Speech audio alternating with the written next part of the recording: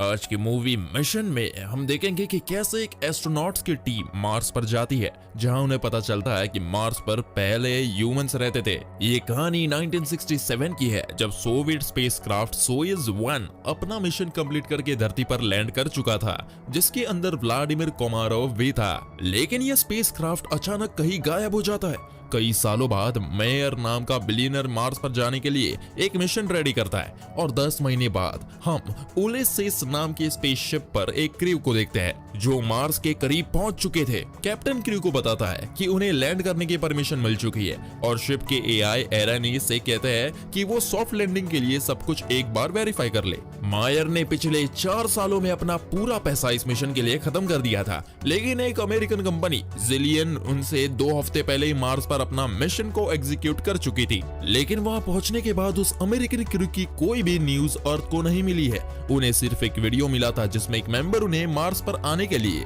मना कर रहा था। क्रू मेंबर्स के बीच बहस होने लगती है, लेकिन कैप्टन कहता है कि वो लोग किसी भी हालत में लैंडिंग करेंगे। सभी लोग अपने अपने रूम्स में चले जाते हैं और लैंडिंग से 30 मिनट पहले एआई एरनी सारी प्रिपरेशन शुरू कर देती है। लेकिन अचानक कुछ अजीब चीज होने लगती है और शिप अपने करियर सिस्टम से अलग नहीं होता और ये पूरी क्रू के लिए बहुत बड़ा खतरा था और अब उसे मैन्युअली ही डिटैच करना होगा। कमांडर शिप से बाहर जाता है, लेकिन वो उन दोनों को डिटैच नहीं कर पाता है और अचानक शटल मार्स के एटमॉस्फेयर में एंटर हो जाता है, जिससे कैप्टन ओपन स्पेस में गिर जाता है। पावर ऑफ होने की वजह से शटल मार्स पर क्रैश होने लगता है और मैन्युअल लैंडिंग के अलावा उनके पास कोई और ऑप्शन नहीं बचता। एआई एरनी भी स्लीप मोड में चली जाती है और जैसे तैसे शटल की लैंडिंग की जाती है। शटल सक्सेसफुली लैंड तो हो जाता है, लेकिन मैन्युअल लैंडिंग की वजह से उनका काफी फ्यूल खत्म हो चुका था और एरनी रिस्टार्ट भी नहीं हो रही थी और इसी वजह से उनके पास जिंदा रहने के लिए एक ही दिन बचा था। एलेक्जेंड्रा विंडो से एक स्पेस सूट गिरा हुआ देखती है और अपने हस्बैंड की मौत के लिए रोने लगती है। शिप की जांच पड़ताल करने के बाद वो लोग समझ जाते हैं कि शिप अब ऑर्बिट में वापस नहीं जा सकता और उन्हें सोलर पैनल से पावर जनरेट करने के लिए वेट तो करना होगा। लेकिन प्रॉब्लम यह है कि इसमें भी उन्हें 2 दिन का समय लग जाएगा और एक तूफान उनकी तरफ काफी तेजी से बढ़ रहा है। साइमन कहता है कि अमेरिकन शिप जो कि उनसे 2 हफ्ते पहले पहुंचा था, वो भी शायद यहाँ पर क्रैश हुआ था। हम लोग उसकी बैटरीज को इस्तेमाल कर सकते हैं। इसी काम के लिए बाहर एक रोवर भेजा जाता है और बाकी लोग शिप के सिस्टम को रिस्टार्ट करने की कोशिश करते हैं। इंजीनियर बेसिल कहता है कि उनके एआई के पास एनर्जी सेविंग फंक्शन भी मौजूद है। वो आयरनी को रिबूट भी करता है, लेकिन इससे भी कुछ भी नहीं होता। दूसरी तरफ रोवर को अमेरिकन स्पेसक्राफ्ट का टूटा हुआ टुकड़ा मिलता है, लेकिन उनके आसपास उसके क्रू का कोई मेंबर नहीं मिलता। सभी लोग वापस आने लगते हैं, लेकिन उन्हें स्पेस सूट में एक बेहोश आदमी दिखता है जिसके पास स्पेसक्राफ्ट का ब्लैक बॉक्स भी था। टीम अपनी शिप के पास आती है, लेकिन यान उन्हें अंदर आने से मना करता हुआ कहता है कि वो उस मरे हुए आदमी के लिए डोर को ओपन नहीं करेगा। एलेक्जेंड्रा उसे कन्विंस करने की कोशिश करती है, जब उन्हें पता चलता है कि ये आदमी अब भी जिंदा है और तभी अचानक आयरन एक्टिवेट हो जाती है और डोर ओपन कर देती है। पूछताछ करने पर पता चलता है कि ये आदमी अमेरिकन क्रू के बारे में कुछ नहीं जानता, क्योंकि इसका नाम व्लादिमीर कोमारोव है, जिसका जन्म सोवियत में हुआ था। उसने यूएसएसआर गवर्नमेंट के ऑर्डर्स लिए, लेकिन वो ये नहीं जानता कि वो यहाँ कैसे पहुंचा। वो किसी तरह के सीक्रेट्स रिवील नहीं करता और सभी क्वेश्चंस का आंसर उन्हें देता है। क्रू अर्थ पर एक मैसेज भेजते हैं और उन्हें अमेरिकन कॉर्पोरेशन जिलियन से एक मैसेज मिलता है कि उनके मिशन में कोई भी रशियन आदमी नहीं था। वो सभी कंफ्यूज हो जाते हैं क्योंकि कोमारोव की डेथ 1967 में हो चुकी है और वो सोच में पड़ जाते हैं कि कोमारोव मार्स पर कैसे पहुंचा। क्या वो एक टाइम ट्रेवलर है? साइकोलॉजिस्ट उससे और सवाल पूछने के लिए जाते हैं, लेकिन कोमारोव कहता है कि वो भूखा है। जाना उसके लिए खाना लेने जाती है। बेसिल कहता है कि कोमारोव यहाँ बैठा उनका वेट कर रहा था। व्लादिमीर खाना खाता है और जाना उससे बताती है कि वो 50 साल पहले मर चुका है, जिस पर कोमारोव कुछ रिएक्ट नहीं करता। अब इन लोगों का शिप दोबारा ठीक होने लगा है, लेकिन उन लोगों के पास फ्यूल नहीं था, इसलिए यहाँ से निकलना इम्पॉसिबल है। क्रू कोमारोव पर नजर रखे रहते हैं, लेकिन वो अचानक ही गायब हो जाता है। साइमन पूरी शिप में उसे ढूंढता है, लेकिन वो उसे कहीं नहीं मिलता और उन्हें ये भी पता चलता है कि उसका स्पेस सूट भी मिसिंग था।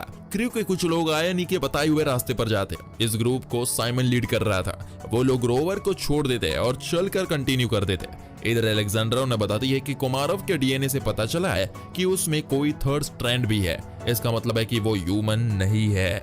और तभी उन लोगों को कोमारोव दिख जाता है, जो एक अजीब से स्ट्रक्चर के आगे खड़ा था।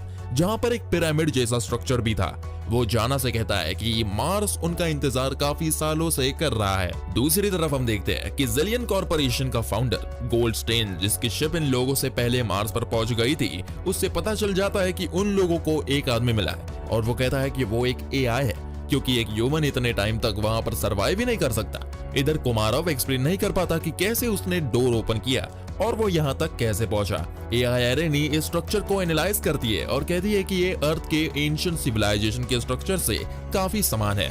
इसका मतलब है कि ह्यूमन से इंस्पायर होकर ये सभी स्ट्रक्चर्स यहाँ पर बनाए गए हैं। शिप में बचा हुआ क्रू काफी परेशान हो जाता है कि क्या वो लोग वापस अर्थ पहुंच पाएंगे कि नहीं, जब उन्हें अचानक गोल्डस्टेन की दूसरी शिप दिखती है। गेमा उनसे कांटेक्ट करती है और वो लोग कहते हैं कि वो अर्थ वापस जाने में उनकी हेल्प करेंगे, लेकिन मेयर उन पर भरोसा नहीं करता और अपने क्रू से कहता है कि वो कोमारोव को उन लोगों से छुपा कर रखे। जाना कोमारोव को एक यूनिफॉर्म देती है जिससे वो उनसे बच कर रहे और उन्हें लगा कि कोमारोव उनके टीम का मेंबर है। डोर ओपन होते ही एडवर्ड और एडम नाम के दो मिलिट्री के लोग हाथ में गन लिए अंदर आते हैं। दोनों काफी एग्रेसिव होते हैं और एडवर्ड उन्हें कहता है कि वो ब्लैक बॉक्स उनकी हवाले कर दे जो उन्हें ज़ेटा-1 से मिला है। वो अपने पार्टनर से कहता है कि वो पूरे शिप की तलाशी ले। मेयर उन्हें ब्लैक बॉक्स दे देता है और वो लोग चले जाते हैं। उनकी केमिस्ट इवा उन्हें कहती है कि जो स्टोन उन्हें मार्स पर मिला था वो एक एलॉय है जो कि अर्थ पर एग्जिस्ट नहीं करता। इसमें एक थर्ड स्ट्रैंड डीएनए है जो कि कोमारोव के डीएनए जैसा ही है। मेयर उन्हें कहता है कि अगर गोल्डस्टेन को इस बारे में पता चला तो वो कोमारोव को लेने के लिए लोग भेज देगा। इसके बाद क्रू दो ग्रुप में डिवाइड हो जाता है। एक ग्रुप वो बनता है जो कोमारोव के बदले उनसे फ्यूल लेना चाहते हैं और दूसरे वो जो मार्स का सच जानना चाहते हैं। जाना व्लादिमीर को अपने कैबिन में बुलाती है और उससे परमिशन लेती है कि वो उसे हिप्नोटाइज करना चाहती है। इसके बाद साइकोलॉजिस्ट अपना काम शुरू करती है और बाकी क्रू ट्रांसमिशन से उनकी कन्वर्सेशन को सुनने लगते हैं। कोमारोव सिर्फ अपने फाइनल मोमेंट्स को ही शेयर करता है जब वो सोयुज स्पेसक्राफ्ट में था। इस टाइम गिमा और एलन शिप में उन लोगों से मिलिट्री के बिहेवियर के लिए माफी मांगते हैं और उन्हें कहता है कि वो लोग उनकी शिप के माल फंक्शंस को ठीक करेंगे।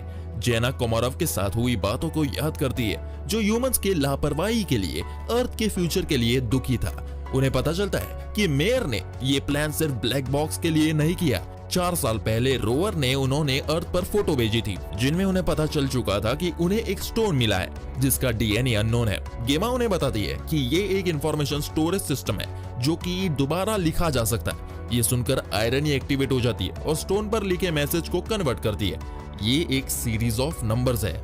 इस समय यान कहता है कि उसे मेयर पर भरोसा नहीं है क्योंकि उसने कहा था कि गोल्डस्टेन एक बुरा आदमी है, लेकिन अब उनका ही क्रू उनकी मदद करना चाहता है। वो कहता है कि वो अब गोल्डस्टेन को सपोर्ट करता है। कुछ देर बाद इंजीनियर बैसिल मेयर को बताता है कि कोमारोव भी उस तरह का प्रोग्राम है जिस तरह का स्टोन है, लेकिन इससे ज्यादा इंपॉर्टेंट बात यह है उसने वो ब्लैक बॉक्स की कॉपी कर चुका है जो उन्हें ज़ेटा-1 से मिला था और वो उससे बताता है कि शिप का ऑक्सीजन तो काफी पहले ही कट हो चुका था। इसका मतलब है कि उसने ही एआई एरेनी को एक्टिवेट किया था। इसके बाद मेयर जाना का फोटोज दिखाता है जो उन्हें 4 साल पहले मार्स से मिली थी जिस पर जैना का फेस बना हुआ था, इसलिए उसे भी इस मिशन पर भेजा गया था। जैना सोच में पड़ जाती है मेयर ने सभी लोगों को बेवकूफ बनाया था। अचानक वो खुद को अपने फादर के घर पर देखती है जहां पर कोमारोव उसे बताता है कि वो ही अर्थ और मार्स के बीच का लिंक है। कोमारोव उसे कहता है कि वो हजारों सालों से जैना का वेट कर रहा है और अब वो उसे एक डिसीजन लेने के लिए रेडी करेगा। वो उसे मार्स के कोऑर्डिनेट्स बताता है जहां उसे जाना चाहिए। अर्थ पर हम देखते हैं कि साइंटिस्ट की टीम गोल्डस्टेन को बताता है कि कोमारोव एक कंप्यूटर की तरह ही है और वो खुद एक बायोलॉजिकल मशीन है। वो उसके ब्रेन को कोमारोव की बॉडी में ट्रांसफर करने की प्रिपरेशन करते हैं, लेकिन इस बात की गारंटी नहीं है कि उसकी पर्सनैलिटी वापस आएगी या नहीं। गोल्डस्टेन रिस्क लेने के लिए रेडी हो जाता है। इधर हम देखते हैं कि जेना साइमन के मना करने के बाद भी शिप से बाहर चली जाती है। एलन और अलेक्जेंड्रा इंजन को टेस्ट करते हैं और देखते हैं कि उनका एक्सेस ब्लॉक हो चुका है और आयरनी अचानक से उनका रिस्पॉन्स जोक से करने लगती है जो कि एक मशीन के लिए काफी अजीब बात था। उन्हें पता चलता है कि उसने खुद को रीप्रोग्राम कर लिया है। उसका इंटरफेस और लॉजिक चेंज होने लगा है। उससे पूछा जाता है कि ऐसा करने के लिए उसे किसने कहा, लेकिन वो उसका कोई जवाब नहीं देती। बेसिल कहता है कि उसका सिस्टम एक ब्रेन की तरह बनने लगा है। आयरनी कहती है कि वो अब इवॉल्व हो रही है। जेना एक छोटे से पिरामिड के पास पहुंचती है और साइमन गिमा को जबरदस्ती अपने साथ ले जाता है कि वो जेना को ढूंढने उसके साथ चले। यान देखता है कि वो लोग गायब है तो वो साइमन को कांटेक्ट करता है और साइमन उससे कहता है कि वो किसी को भी अंदर ना आने दे। लेकिन तभी मिलिट्री के दोनों लोग वहां पर आते हैं और कहते हैं कि कोमारोव को उनके हवाले कर दे। यान डोर ओपन करने लगता है लेकिन बाकी लोग उसे मना करते हैं। मेयर बैसिल को गोल्डस्टेन को मैसेज सेंड करने को कहता है, लेकिन आयरनी अर्थ से उनके कम्युनिकेशन को ब्लॉक कर देती है। लेकिन इसके बाद भी यान डोर्स को ओपन करता है, जिसके बाद दोनों लोग अंदर घुस जाते हैं। बैसिल आयरनी को रिबूट करने लगता है और दोनों मिलिट्री पर्सनल कोमारोव को ढूंढते हैं, लेकिन अचानक लाइट्स ऑफ हो जाती है और कोमारोव गायब हो जाता है। इधर जैना एक हिल से गिर जाती है और जब उसे होश आता है तब वो देखती है कि उसका पैर एक बहुत बड़े पत्थर के नीचे दबा हुआ है। वो काफी कोशिश करती है लेकिन कुछ नहीं होता। इधर दोनों मिलिट्री ऑफिसर क्रू को धमकी देते हुए कोमारोव के बारे में पूछते हैं और कैप्टन को मारने लगते हैं। उधर जैना चिल्लाने लगती है और सोचती है कि अब वो मार्स के इस कोने में ही मर जाएगी, लेकिन तभी साइमन और गेमा उसे ढूंढ लेते हैं। शिप में अलेक्जेंड्रा देखती है कि तूफान उनकी तरफ आ रहा है। दोनों मिलिट्री ऑफिसर्स भी अपने शिप में वापस अर्थ जाने की तैयारी करते हैं। अचानक लिफ्ट्स फ्लैश होने लगती है और कोमारोव उनके सामने आ जाता है और उन्हें कहता है कि वो उसे अर्थ पर वापस ले जाए। साइमन, गेमा और जैना कोमारोव की बताई हुई लोकेशन की तरफ जाने लगते हैं और एक अंडरग्राउंड बंकर के एंट्रेंस पर पहुंचते हैं, जो कि बिल्कुल पेट्रोटॉम की तरह दिखता है। कुछ दूर चलने के बाद उन्हें पानी दिखता है, लेकिन कोमारोव उन्हें ये नहीं दिखाना चाहता था। अर्थ पर हम देखते हैं कि गोल्डस्टेन नर्स को एक कहानी सुनाता है जो उसने मार्स के बारे में सुनी थी। लोग एक ग्रीन मैन नाम के आदमी को ढूंढ रहे थे। वो उसे हचिको नाम के डॉग की कहानी सुनाता है जो अपने ओनर का वेट करता रहा और उसे कोमारोव से कंपेयर करते हुए कहता है कि कोमारोव हजारों सालों से मार्स पर उसका इंतजार कर रहा है, जिसने उसे बनाया और उसे मार्स पर छोड़ दिया, और वो आज तक वो इंतजार कर रहा है कि वो लौटेगा। इधर मार्स पर उन लोगों को एक दीवार दिखती है जो कि ह्यूमंस बोन्स से बनाई गई थी और उन्हें पता चलता है कि इस प्लेनेट पर वो पहले ह्यूमंस नहीं है। उन्हें लग रहा था कि अर्थ के लोग मार्स पर आए थे, लेकिन ऐसा नहीं है। वो मार्स के लोग थे जो कि अर्थ पर मार्स के रिसोर्सेज लेकर आए थे। शिप पर काफी बहस होती है और यान गन पकड़कर सभी लोगों को कहता है कि वो अमेरिकन की शिप को यूज करके वापस अर्थ पर जाएंगे। वो कोमारोव को शूट कर देता है और इधर जैना अचानक जमीन पर गिर जाती है और गिमा वहां से भाग जाती है। अलेक्जेंड्रा कोमारोव की मदद करने की कोशिश करती है और साइमन जैना की मदद करता है, लेकिन कोमारोव मर जाता है और जैना भी सांस लेना बंद कर देती है। इसके बाद साइमन अपना हेलमेट उतार देता है और हैरान होता है कि उस गुफा में हवा मौजूद थी। वो जैना के मुंह में सांस भरता है और जैना दोबारा होश में आने लगती है। इधर गेमा भागती हुए अपने शिप की तरफ आती है जब उसे कोमारोव की डेथ के बारे में बताया जाता है। मेयर छुपकर अपने क्रू मेंबर्स की तलाश में जाता है क्योंकि अमेरिकन्स ने उसे अर्थ पर ले जाने से मना कर दिया था। इधर जैना बंकर में एक लाइट देखती है और वो साइमन के साथ उस तरफ चलती है। बाहर निकलने पर उन्हें एक आदमी दिखता है और ये और कोई नहीं बल्कि कोमारोव था। मेयर भी एंट्रेंस पर पहुंचता है और साइमन और जैना से मिलते हुए लाइट की तरफ बढ़ता है। वो कोमारोव को जिंदा देखकर हैरान होता है, जो उन्हें बताता है कि यहाँ पर काफी साल पहले सब कुछ खत्म हो चुका था। वो लोग मार्स के नॉर्थ पोल में पहुंच जाते हैं, लेकिन कोमारोव उन्हें एक्सप्लेन करता है कि मार्स में पहले ह्यूमंस रहते थे और उन्होंने मार्स पर काफी लापरवाही की, जिस वजह से मार्स रहने लायक नहीं बचा। कुछ सर्वाइवर्स बचे हैं, लेकिन जब रिसोर्सेज नहीं बचे तो उन्होंने एक दूसरे को ही मारना शुरू कर दिया और बचे हुए अर्थ पर चले गए। कोमारोव उन्हें बताता है कि कैसे उसने हजारों सालों तक जैना का वेट किया, जिसमें खुद मार्स के एआई और ह्यूमंस की क्वालिटी है। सिर्फ वो ही अब ह्यूमैनिटी को बचा सकती है, लेकिन उसे डिसाइड करना होगा कि क्या ह्यूमंस सेकंड चांस डिजर्व करते हैं। अचानक वहां पर एक मिलिट्री ऑफिसर आ जाता है जो साइकोलॉजिस्ट को वापस अर्थ पर ले जाने आया है। वो गन तान देता है और जैना कोमारोव से हेल्प मांगती है। अचानक वो मिलिट्री ऑफिसर सांस नहीं ले पाता और जमीन पर गिर जाता है। शिप पर वापस आने के बाद साइमन वापस निकलने की ऑर्डर देता है। गेमा, जो कि जेलियन शिप पर है, अपने लोगों से कांटेक्ट करने की कोशिश करती है, लेकिन किसी का जवाब नहीं आता। वो अर्थ पर अकेले जाने का डिसाइड करती है। दूसरे शिप का क्रू भी उसके शिप की तरफ बढ़ता है और उससे कांटेक्ट करते हुए कहता है कि मिलिट्री के आदमी की डेथ हो चुकी है, लेकिन वो कोई रिस्पॉन्स नहीं देती।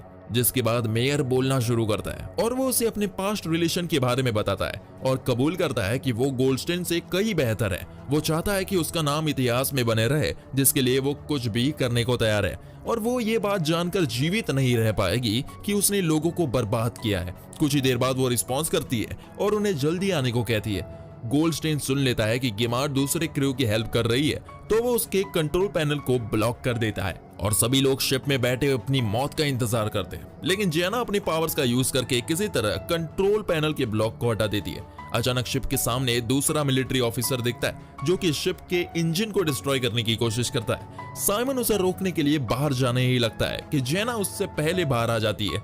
वो उस पर गन तान देती है लेकिन उसे कहती है कि मार्स ही उसे मारेगा। ऑफिसर गिर जाता है और काउंटडाउन शुरू हो जाता है और जेना को रियलाइज होता है कि वो अब वापस नहीं जा सकती। वो अपनी क्रू को गुड बाय कहती है और साइमन को अपना प्यार कन्फेस करती है। शिप टेक ऑफ हो जाता है और मेयर नोटिस करता है कि मार्स के नॉर्थ पोल में अंधेरा हो रखा है, जिसका मतलब है कि वो कुछ टाइम पहले वो वहां नहीं हो सकते थे। लेकिन हकीकत में वो सच में वहां नॉर्थ पोल पर ही थे। इधर गोल्डस्टेन काफी गुस्से में होता है और कहता है कि वो इस बार खुद मार्स पर जाएगा और यहीं पर पहला सीजन एंड हो जाता है। दोस्तों, आपको ये पहला सीजन कैसा लगा हमें कमेंट करके जरूर बताइए और अगर आप इसका दूसरा सीजन देखना चाहते हो तो वीडियो को एक लाइक जरूर करें। धन्यवाद।